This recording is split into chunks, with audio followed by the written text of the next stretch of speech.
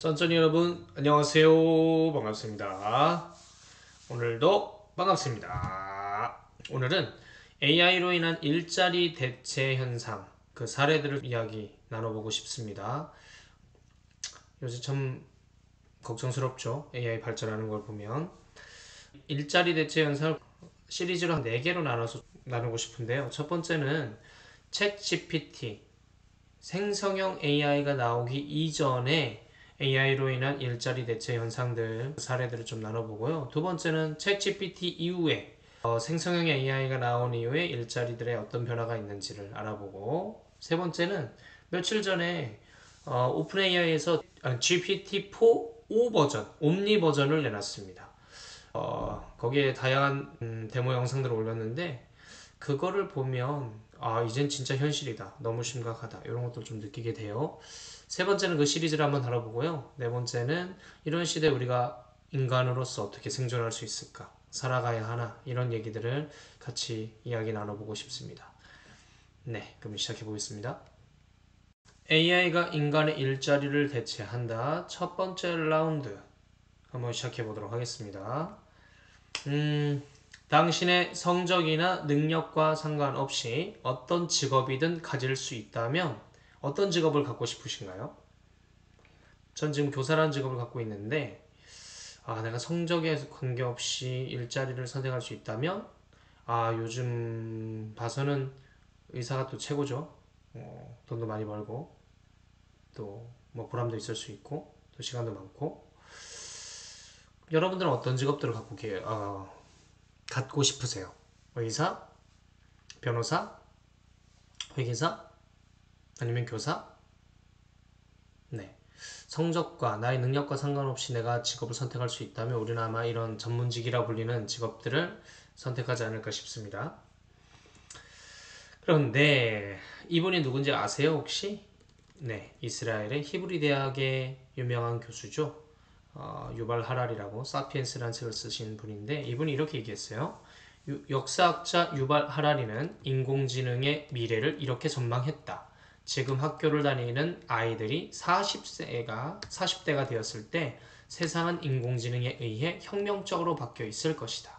지금 시대의 최고 전문직인 의사, 약사, 판사, 검사, 변호사, 회계사 등은 인공지능에 의해 대체되어 있을 것이다. 과연 그럴까요? 이분뿐만 아니라 요분이 있어요. 이분은 누구냐? 구글이 인정한 세계 최고의 미래학자 토머스 프레이라는 분인데, 요분도 비슷한 얘기를 합니다. 미래학의 아버지, 구글이 선정 세계 1위 미래학자 등의 타이틀을 가지고 있는 다빈치 연구소 소장 토머스 프레이는 인공지능으로 인해 의사, 약사, 변호사, 회계사, 변리사 등의 일자리가 2030년에는 아예 소멸할 것이라고 예측했다. 그럴까요? 네, 지금부터 하는 이야기들은 실제 벌어진 일입니다. AI로 인한 직업 대체 사례인데, 월스트리트 인공지능 트레이더, 골드만삭스, 양말 파는 회사가 아니죠. 골드만삭스, 세계적인 투자 회사인데, 2013년에 인공지능 켄쇼는 골드만삭스에 입사한 후 먹지도 자지도 쉬지도 않고 오직 일만 하면서 월스트리트에서 가장 많은 연봉을 받던 600명이 한 달 동안 처리할 업무를 3시간 만에 끝냅니다. 그 후 정말로 598명이 대량 해고되는 일이 벌어졌습니다. 2명은 왜 해고 안 됐냐? 인공지능 보조하라고 해고가 안 됐죠. 미국 월가, 미국 최고의 수재들이 가는 곳이죠. 왜? 우선 돈을 가장 많이 주는 곳이기 때문에 한때 최고의 미국 수재들이 이 월가로 가고자 희망했고 갔던 시절이 있었죠. 지금은 공학 쪽에 조금 더 인공지능이 워낙 핫하다 보니까 그쪽으로 많이 간다는 얘기를 들었는데, 어찌됐건 켄쇼라는 인공지능을 도입하자 600명이 한 달 동안 한 일은 3시간 만에 끝내니까 당연히 회사 입장에서는 인공지능 쓰죠. 실제 이런 일이 벌써 2013년에 벌어진 사실입니다. 골드만삭스는 2015년 우리는 더 이상 금융투자 기업이 아니고 인공지능 기업이다 라고 선언. 지금 월스트리트에서는 인간이 하던 일의 90% 정도를 인공지능이 실제 하고 있습니다. 무섭죠. 이번 의사를 볼까요? 인공지능 의사 왓슨. 우리나라에도 들어왔었는데 왓슨, IBM이 만든 인공지능입니다. 왓슨. 왓슨의 의학 공부를 보시면 8,500개 이상의 의료기관 축적한 의료정보, 120만 편 이상 의학 논문, 400만 건 이상 제약 특허, 1억 명 이상의 환자 정보, 2억 명 이상의 생체 정보, 300억 장 이상의 의료 이미지, 엑스레이, CT, MRI 파일을 학습했습니다. 왓슨의 진단 정확도, 얘가 공부만 이렇게 어마어마한 게 아니라 이 정도 공부 사람이 할 수 있을까요? 절대 못하죠. 근데 왓슨은 합니다. 심지어 계속 업그레이드 되는 정보들을 학습하고 있는 거죠. 이 왓슨의 진단 정확도를 보시면 미국 종양학회에 따르면 인간 의사들의 암 진단 정확도가 80% 수준인데 왓슨은 방광암 91%, 췌장암 94%, 대장암 98%, 자궁경부암 100%, 특히 폐암 진단이 어렵대요. 인간은 50%에 불과한데 AI는 40%나 높은 90%의 정확도를 보인답니다. 이처럼 의료기술의 정점인 암 진료에서도 왓슨은 이미 인간 의사들, 그것도 세계 최고 수준의 의사들을 뛰어넘은 지 한참 됐습니다. 진단은 이제 AI가 인간보다 훨씬 더 잘하죠. 인공지능 의사와 인간 의사의 대결은 사례가 굉장히 많아요. 일부만 소개시켜드리면 미국 최고 방사선과 의사 4명과 미국의 인공지능 스타트업 엘리틱이 개발한 인공지능 의사가 환자들의 폐를 촬영한 CT 영상을 보고 암을 진단했는데 이때 인간 의사들은 평균 7% 실수를 했지만 100건 중 7건은 폐암 진단을 놓친 것이죠. 반면 인공지능 의사는 실수가 0%입니다. 독일이죠. 인간 피부과 의사 58명. 그 다음에 인공지능하고 붙었어요. 결과는 95% 정도 정확도를 보인 인공지능 피부과 의사가 이겼는데 인간은 86.6%래요.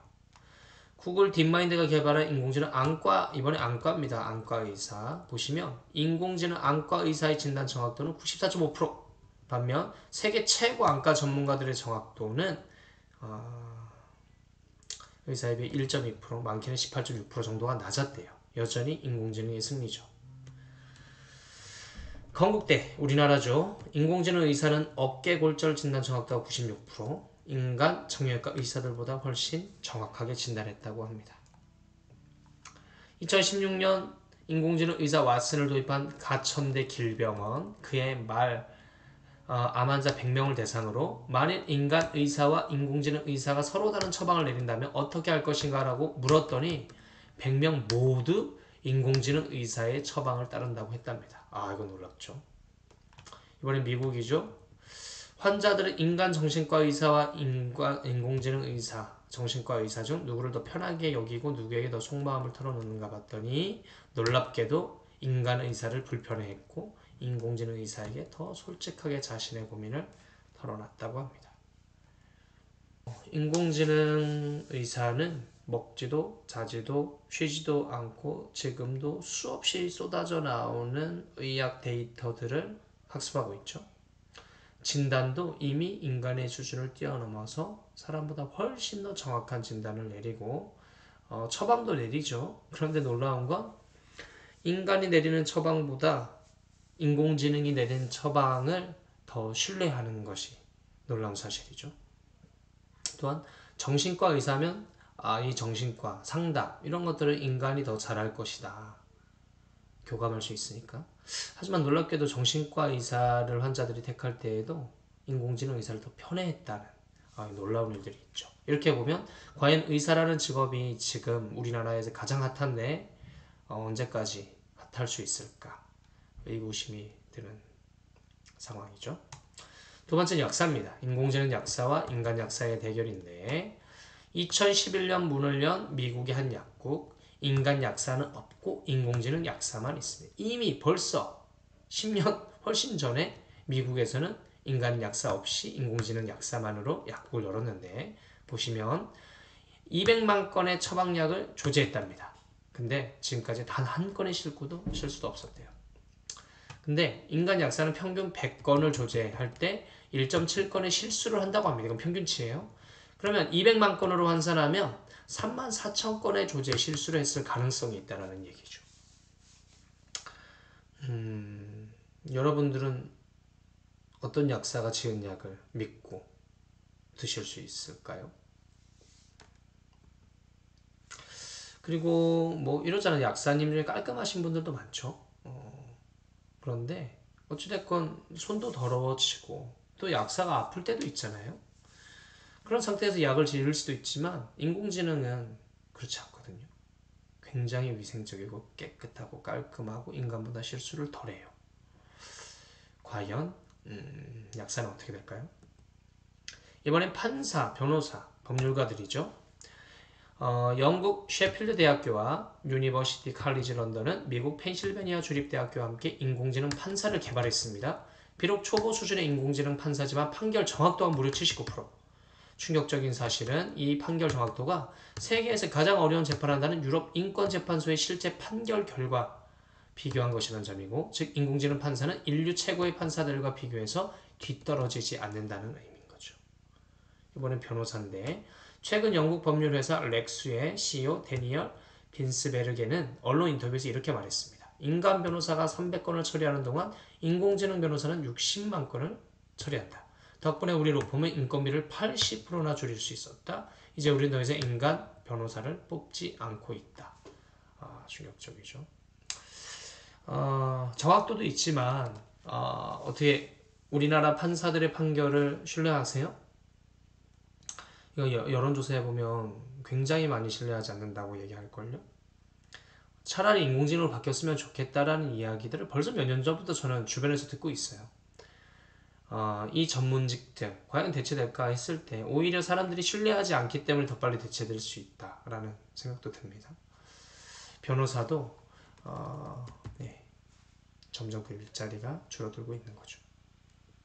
이번엔 교사입니다. 교사, 인공지능 교사와 인간 교사의 대결인데, 핀란드 남부에 위치한 탐페레시의 초등학교들은 인공지능 교사 엘리아스에게 어학교육을 맡기고 있는데, 엘리아스는 23개 국어를 가르칠 수 있는데 아이들의 학습 수준을 분석하여 각 아이에게 가장 적절한 방법으로 교육을 한다고 합니다. 호주의 세인트 피터스 여학교 유치원입니다. 이번 초등학교는 유치원. 인공지능 교사 아이다가 아이들에게 알파벳, 숫자 같은 지식 교육은 물론 노래, 그림, 요가, 체조 같은 예술 교육, 체육 교육까지 하고 있다. 놀이 교육은 말할 것도 없다. 중국입니다. 유치원에서 키코라는 인공지능이 아이들과 대화하는 것은 물론 책을 읽어주고 산수까지 가르친다고 합니다. 또한 아이들과 함께 노래하고 춤하고 게임까지 한답니다. 일본입니다. 이번에 초등학교 교사. 영어 회화 실력을 원어민 수준으로 올려 학생들을 가르치기 위해 많은 노력을 해오다가 더 쉬운 방법을 생각해냈는데, 그게 뭐냐? 인공지능 교사를 교실에 배치해 영어를 가르치는 것입니다. NHK는 인공지능 영어 교사 프로젝트가 2019년 4월부터 전국 500개 초등학교를 대상으로 시범적으로 실시되고 있다고 보도했습니다. 이번엔 뉴질랜드인데요. 세계적인 석학들의 교수학습법을 탑재한 에이미라는 인공지능 교사가 인공지능 시범학교에 배치돼 수학을 가르치고 있는데, 학생들이 수학을 못한다고 해서 실망스러운 표정을 짓거나 자존감을 꺾는 말을 하거나 포기하지 않죠. 학생들은. 대신 에이미는 학생들이 실수하거나 틀린 부분을 정확히 짚어주고 학생들이 이해할 때까지 쉽게 친절하게 설명해주고, 한마디로 에이미는 학생들이 가장 이상적으로 생각하는 수학 교사의 역할을 하고 있답니다. 미국 애리조나 주립대 6만 5천 명에 달하는 학생들을 대상으로 인공지능 교육 프로젝트가 실시됐는데요. 수학, 생물학, 경제학 과목을 인공지능에 배우도록 했고 결과는 놀라웠습니다. 고등학교 때 수학을 포기했던 수포자들, 수학 실력이 평균 28% 향상, 생물학 시험 탈락률이 20에서 1.5%로 줄고, C학점 미만 비율도 28%에서 6%로, 경제학도 C학점 미만 비율이 38에서 11%로 줄었답니다. 어마어마하죠. 미국 보스턴 공립학교 인공지능 지보 개발한 MIT 미디어랩의 신시아 브라질 교수팀과 학습이 부재한 학생들, 특히 글을 읽지 못하는 고등학생들을 대상으로 교육 프로젝트를 진행했는데, 지보에게 교사 역할을 부여해서 아이들을 지도한 결과 대성공으로 아이들은 학습 능력이 월등히 향상됐고, 이번 우리나라죠. 동국대. 한겨레와 서울 경기 초중고 학생 및 749명 대상으로 인공지능과 미래교육에 대한 설문을 했는데, 학생들은 만약 인공지능이 담임선생님이 된다면 높임말을 사용할 것인가? 설문에 무려 71.1%가 예 라고 대답했고, 인공지능 교사 내주는 숙제를 해올 것인가? 라는 설문에 69.6%가 예 라고 답했죠. 친구와의 화해 등 인공지능 교사가 시키는 교관계 지시 따를 것인가? 설문에 60.2%가 예 라고 대답했답니다. 그러니까 아이들은 이미 마음이 열려 있어요. 인공지능 교사가 들어오면 선생님처럼 돼야겠다. 네, 저도 교사인데 충격적이죠.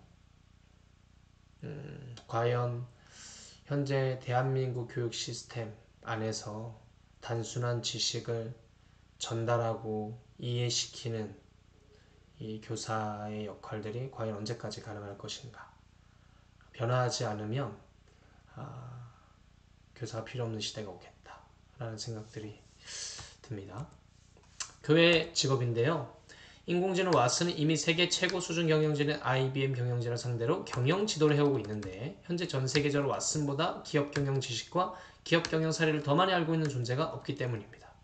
한편으로 미국의 여러 인공지능 기업들도 왓슨을 뛰어넘는 그러니까 인간 CEO를 대체할 수 있는 인공지능을 개발 중인데 인공지능을 연구하는 세계적인 석학들과 인공지능 전문가들의 말에 따르면 CEO의 주된 업무인 임직원 관리, 기업 이미지와 자본관리, 시장 수요 예측 판단, 투자 결정 등 인공지능이 가장 잘 할 수 있는 일이다. 한마디로 CEO는 인공지능에 의해 대체될 가능성이 가장 높은 직업이다. 이렇게 얘기하고 있죠.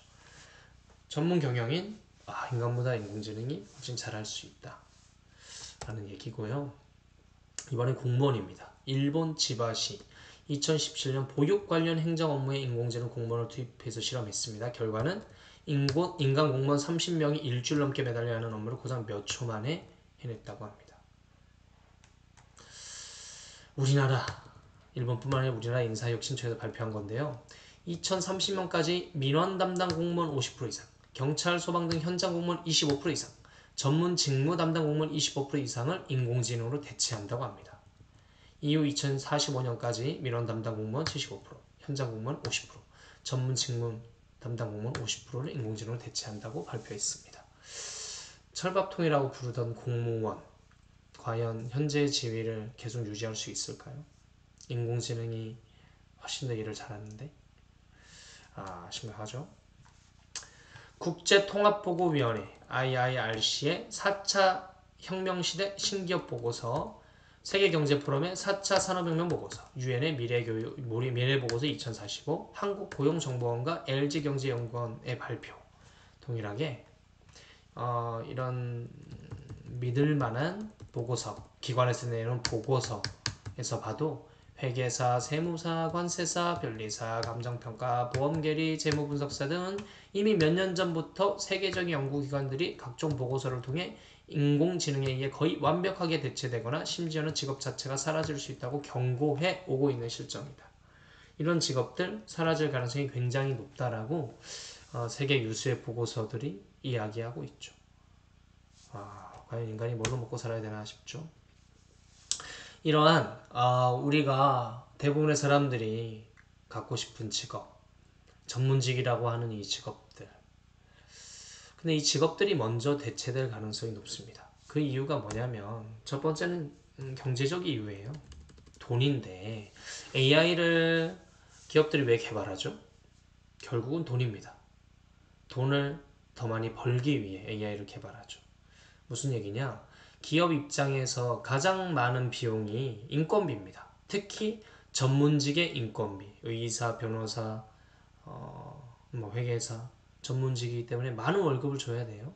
그런데 이 사람들이 하는 일을 AI로 대체할 수 있다라면 기업 입장에서는 얼마나 많이 돈을 남길 수 있겠어요. 이 경제적인 이유 때문에 그냥 임금이 높은 직업들부터 AI가 침투해서 지금 대체해 가고 있죠. 그래서 이 경제적인 이유 때문에 이게 가장 큰 이유 같아요.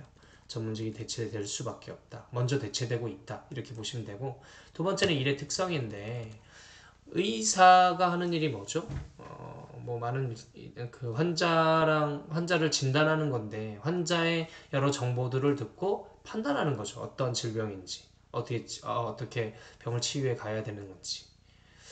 변호사도 마찬가지예요. 여러 판례들을 분석하고 그에 맞게 나의 의뢰인을 변호하는 건데 이것처럼 그러니까 많은 데이터들을 분석하고 또 조합하고 그것을 예측하고 판단하고 이런 일인데 이런 일은 인공지능이 인간보다 훨씬 잘합니다. 최신의 데이터를 계속 학습하면서 그것들을 조합해서 예측하고 판단하는 건 인공지능에겐 쉬운 일이에요. 전문직이 되려면 정말 오랫동안 공부해서, 정말 똑똑한 사람이 오랫동안 노력하고 공부해서 그 자리까지 가는데 AI는 순식간이죠. 이 일의 특성상 전문직이 대체되기 좀 쉬운 거고요. 세 번째는 기술적 발전입니다. 딥러닝 이후에 딥러닝이라는 학습 방식, AI 학습 방식이 나온 이후 그러니까 많은 데이터들을 AI가 학습하죠. 그러면서 AI가 스스로 학습하고 분류하고 분석하고 예측하고 판단하는 것이 가능해졌습니다. 그래서 저 앞에 있는 이런 일자리들이 대체될 수 있었던 거예요. 근데 이제 이 딥러닝 학습 방식이 더 고도화되면서 이제는 데이터들을 학습한 것을 가지고 새로운 데이터를 만들 수 있는 시대가 열렸어요.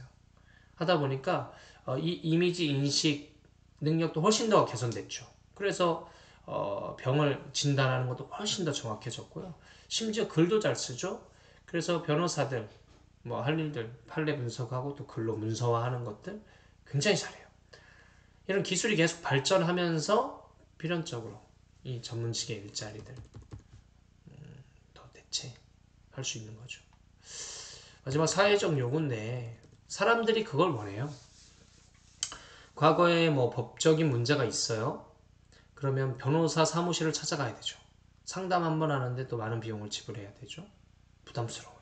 근데 지금은 뭐 변호사 톡도 있잖아요. 그 어플로 싼 값에 변호사와 상담을 할 수도 있고, 그 다음에 뭐 판례 분석 같은 경우에 아까 로펌 보셨지만 AI가 수많은 사람들이 변호사들이 해야 되는 일들을 순식간에 해내니까 비용이 떨어질 수밖에 없죠. 그러니까 소비자 입장에선 떨어진 비용, 접근성, 효율성 이런 거 봤을 때 더 AI 기술을 원하죠. 의사 같은 경우에도 여러분 뭐 아프시면 정말 사람 많은 그 뭐 아산병원이나 서울대병원이나 가서 오랫동안 기다리고 의사 만나려면 몇 달 기다리고 그러고 싶으세요? 아니잖아요. 근데 만약에 원격 진료가 된다. 그 다음에 AI가 나의 병을 정확히 진단할 수 있다? 그만큼 좋은 게 어디 있어요. 지금쯤에 의료 파업 때문에 난리인데 이런 사람들의 접근성, 효율성이 높아지는 서비스를 원하는 사회적인 요구 때문에 이 전문직은 갈수록 더 빨리, 더 많이 대체될 수밖에 없습니다. 놀라운 건 제가 오늘 이야기했던 것들은 챗 GPT 2022년 11월 30일에 발표한 이 챗 GPT 이전 자료라는 것이 놀랍죠. 생성형 AI 이전의 직업 대체 사례를 제가 좀 전까지 말씀드린 거였습니다. 인공지능 발전에서 여러 티핑 포인트가 있는데 그 중에 하나가 이 챗GPT고 조금 더 내려가면 딥러닝이라는 학습 방식을 제프린턴이라는 캐나다 토론토 대학교 교수님인 것 같아요. 그분이 처음으로 2006년도에 이론적으로 발표를 했어요.